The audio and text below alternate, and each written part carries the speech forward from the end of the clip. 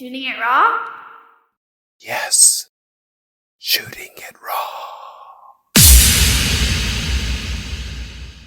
Okay, so it's an image of what looks like some artwork about a review of a book, right? So the book is Side Hustle and Flow. And Flow is kind of written in a more cursive, different font. Cliff Beach. The review says the book is wonderful, so much goodness, page by page, and I love all the references to quotes and movies. The book reminds me that I can do anything I put my mind to. Okay, Side Hustle. Take it away, man. Okay, you have a book. Yeah, so it seems like it's self-congratulatory showing it that way, but it's really about Jenny. It's really about I made this connection with a person who is outside of my sphere of influence, meaning that this person found my book from another podcast, felt compelled to buy the book, read it, share it, talk about it, and felt like it changed their life. And that's never really happened to me. And so it was exciting because she is literally the perfect person to understand Side Hustle and Flow. She is a person who has lupus, and she's trying to help a lot of women that have those types of illnesses. At the same time, she's the vice president of finance for a huge Fortune 500 company. And that's what I made the book for people who work a full-time job, but somehow can figure out how to have more passionate, more purpose-filled lives. That we have this kind of concept that is all or nothing.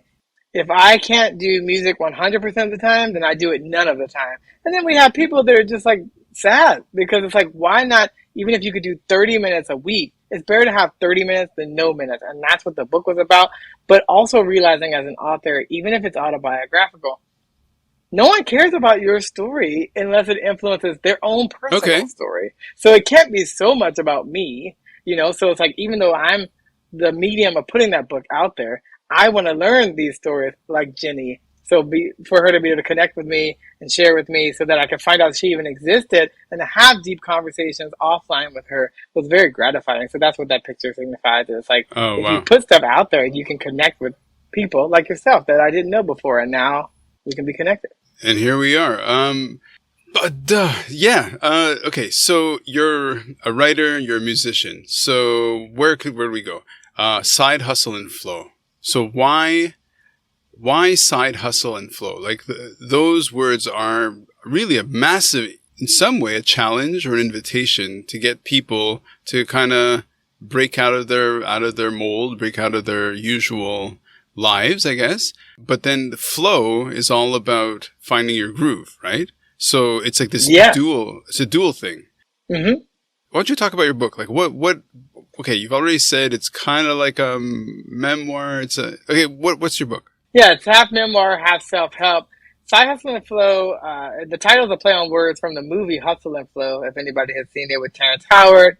One of the songs won the first, I think, rap Oscar in the mid-2000s. But I learned that hustling for hustling's sake is tiring. You know, it's like people have this idiom of work smarter, not harder. Working harder on its own without working smarter does not work. In the same way, hustling just to hustle doesn't work. The flow is how you put it together and having the balance. Because you can't, again, have an all or nothing approach to doing it or not doing it. You know, there was someone who told me basically like, oh, I don't know if I should do this because it'll take too much time.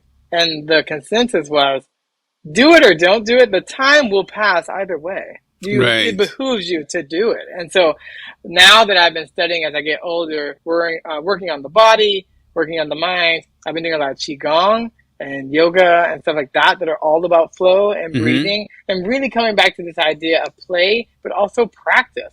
That it's not like you have to be perfect to do it. You're doing it to get a little bit better each time in those baby incremental steps. And so to be able to put a life together where you're able to work and have a family and volunteer and do spiritual things and other stuff you want to do, that whole wheel of life, it's like you're juggling all these balls and there's so many different distractions and things that take you off course. But again, you side hustle and flow. You're breathing through it and you're learning that I can digest my life one bite at a time. If you try to do it more than that, then you get indigestion and that's uncomfortable. So it's like you can do it one bite at a time and that's the flow. So I was hustling for a long time and burnt out. And then when I figured out and flow, then now I was able to do that. Because when you look at a river, if it's running, that's good. If it's stagnant, that is not good. And so flow is super important. So I have right now about 800,000 questions to ask you. So where do I start? Okay, so the first thing, just so you know, you get to know me a little bit. I wrote a book called The 12 Dimensions of a Service Leader, right? And that was about looking at a person's service or energy and how they connect with other people. Okay. Within that book, within that sort of world, one of the things that we talked about was notion of flow, right? So I don't know if you've read the book by, his name is kind of long and funny, but he studies in the US. His name is Mihaly Csikszentmihalyi. So I think he's Czech or he's from Europe. Don't remember the country. But his whole book called Flow is talking about how to get into a flow state. Right. So that's part one. And I don't ask questions. I just talk and then, okay. So that's just that. So flow state. Keep that in your head. The other thing is that I was talking to a friend about how, in the past, if I got a little bit high, I'd start rapping, sort of just free verse, just rapping, because I have this history of performance art and poetry and writing and stuff. And every once in a while, I don't know why, but, definitely in rap, you get into a flow state, and it's just kind of coming out and everything. So now you've learned a little bit about me. So why don't you take it from there? So riff off that. Yeah, I like how you were saying that about rap. I also have quoted him. I can't pronounce his name either in my book, but yeah, flow is coming from the music world. It's like it's innate when you're playing and you're playing with other people that it's a flow, that you're playing with people that it's a conversation, and we can't just all talk all over each other. So how are we going to weave in and out of this thing? And music has a rhythm and dissonance and notes and tonality and other stuff. It's like, well, I can't go into a music situation where I'm like, what rhythm am I in? How many beats is it? It's like you have to kind of start to automate that stuff within yourself.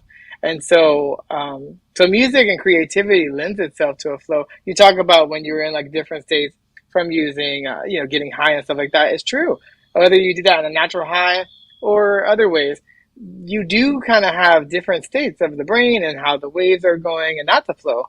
Sure. And so sometimes you can unlock certain potential, almost in a limitless type of way, if you can change your state. And I know that there are people who are doing certain types of meditation and doing theta waves and all kinds of stuff, but it's just the flow part of it's kind of like, how do I get into it? How to get out of it? But I know there's in martial arts, that theory of be water. It's water just does what it does in that flow, and it knows what to do, and no one has to tell it anything, and it just shows up at the right place at the right time, and it can be super powerful depending how you build it, or it can be very small.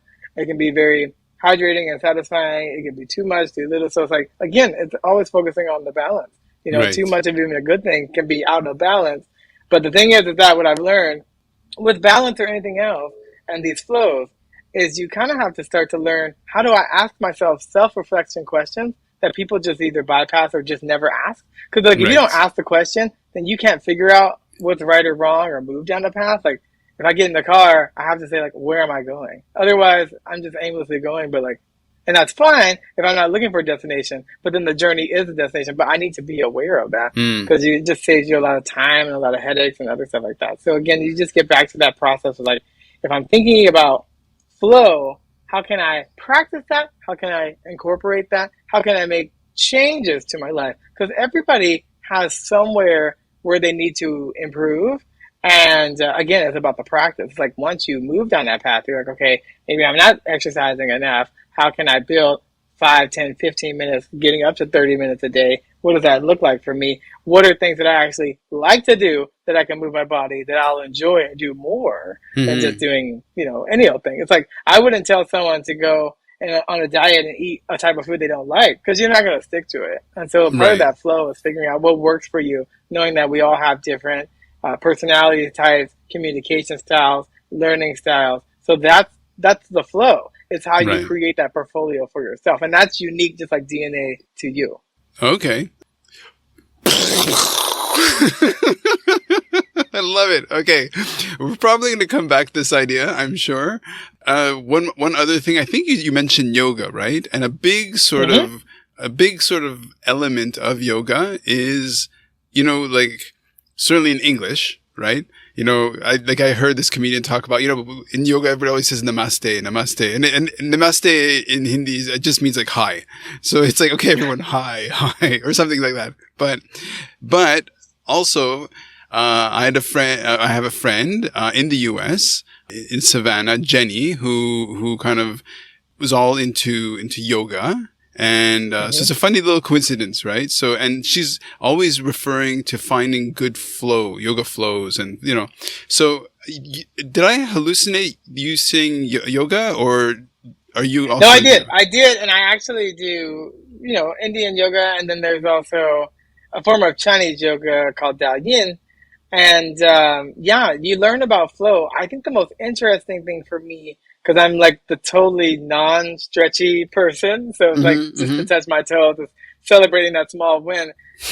What yoga allows in the practice for you to do is you have to get used to being uncomfortable. And flow, from a yoga perspective, is mentally understanding there are parts of life that are uncomfortable, and we just have to focus on our breath and breathe through it. You don't get over it, but you can get through it.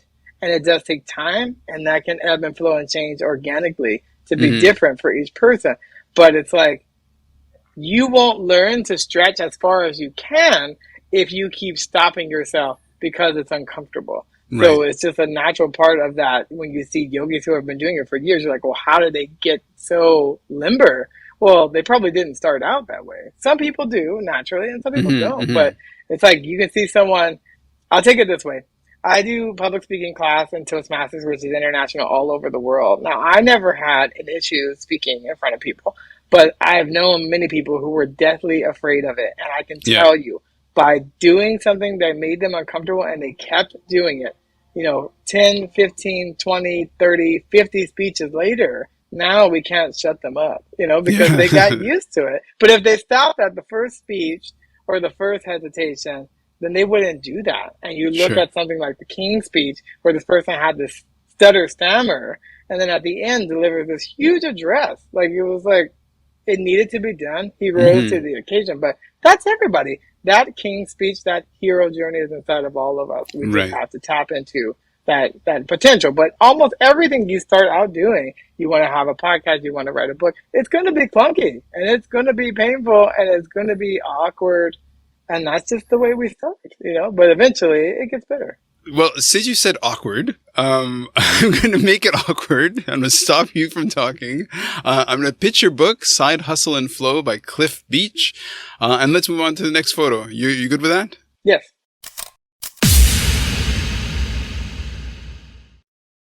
So is life really a gift? Really? Can you make every second count? That's the whole point of the podcast.